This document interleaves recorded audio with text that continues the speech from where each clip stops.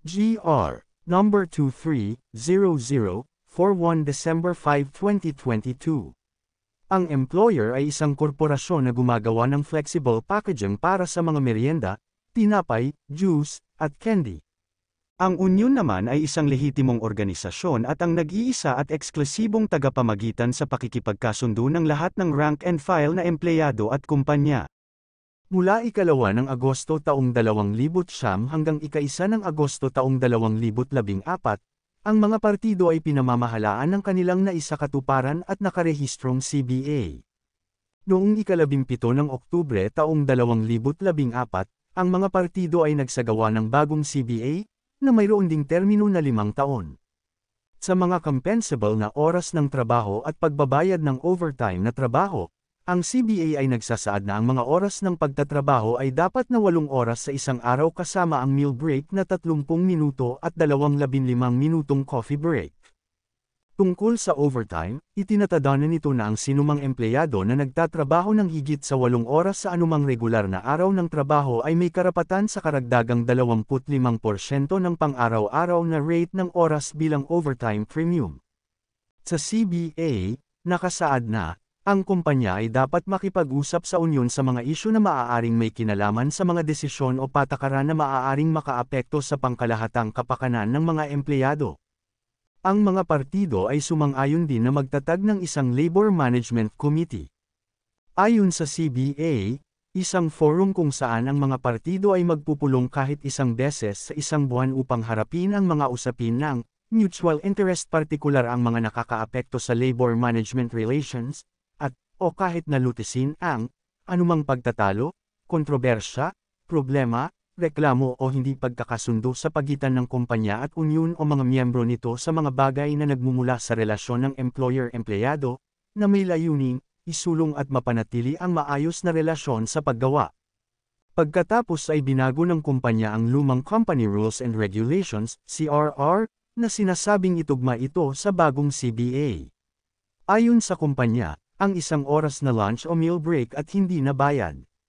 Tinukoy din ng binagong CRR ang overbreak bilang isang paglabag na may kaukulang aksyong pandisiplina ng huling nakasulat na babala, kaya habang bakasyon, ang pagkuha ng kape o snack break na higit sa 15 minuto, lunch break ng higit sa 1 oras para sa hindi tuwid na oras at higit sa 30 minuto para sa straight time na mga empleyado.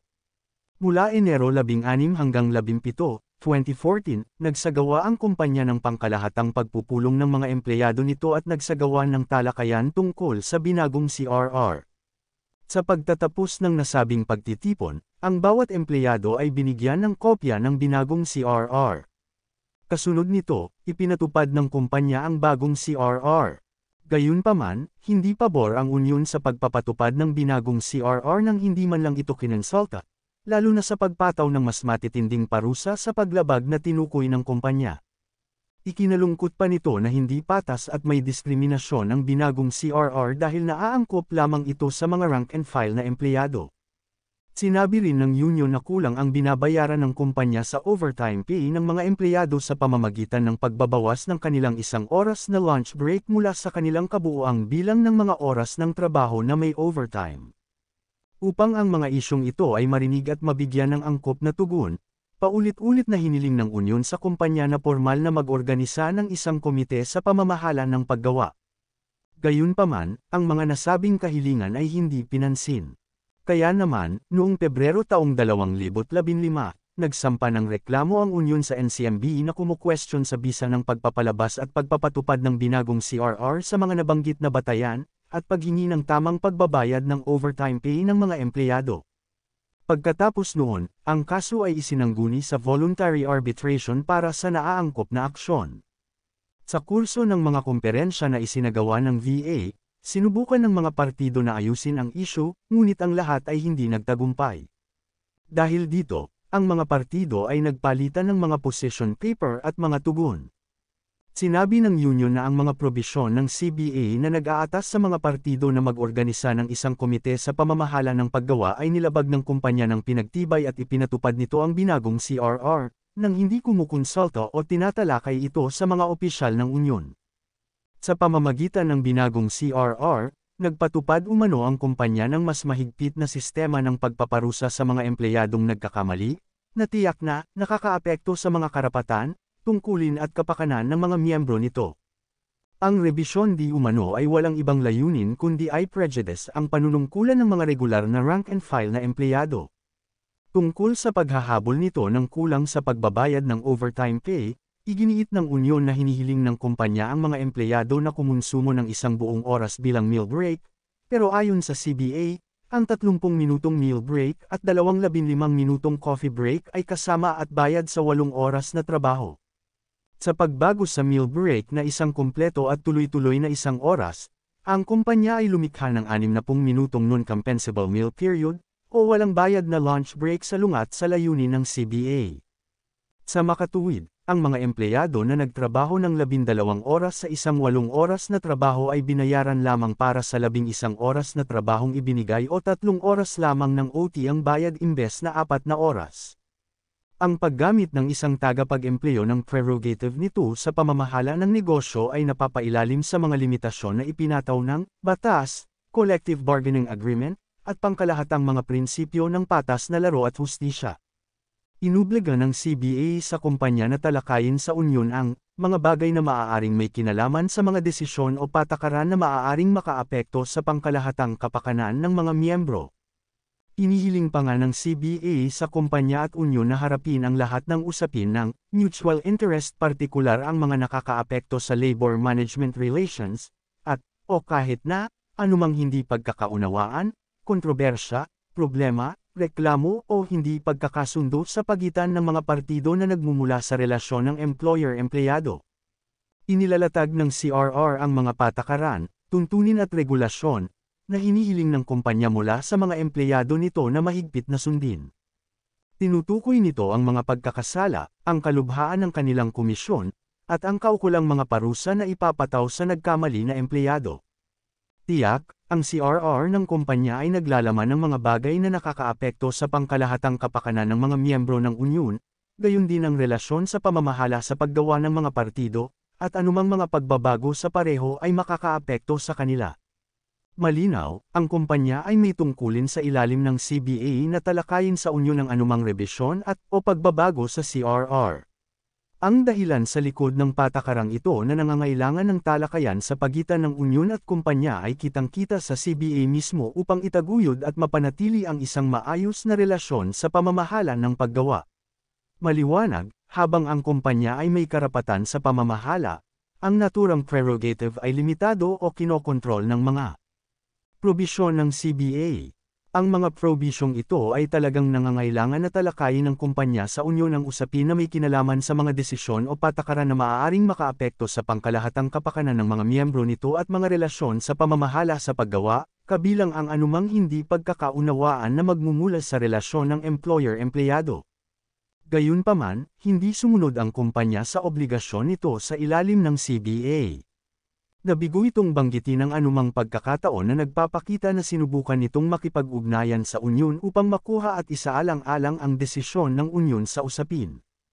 Sa gayon, sadyang inalis ang karapatan ng unyon na lumahok sa mga proseso ng patakaran at paggawa ng desisyon sa mga bagay na nakakaapekto sa pangkalahatang kapakanan ng mga empleyado.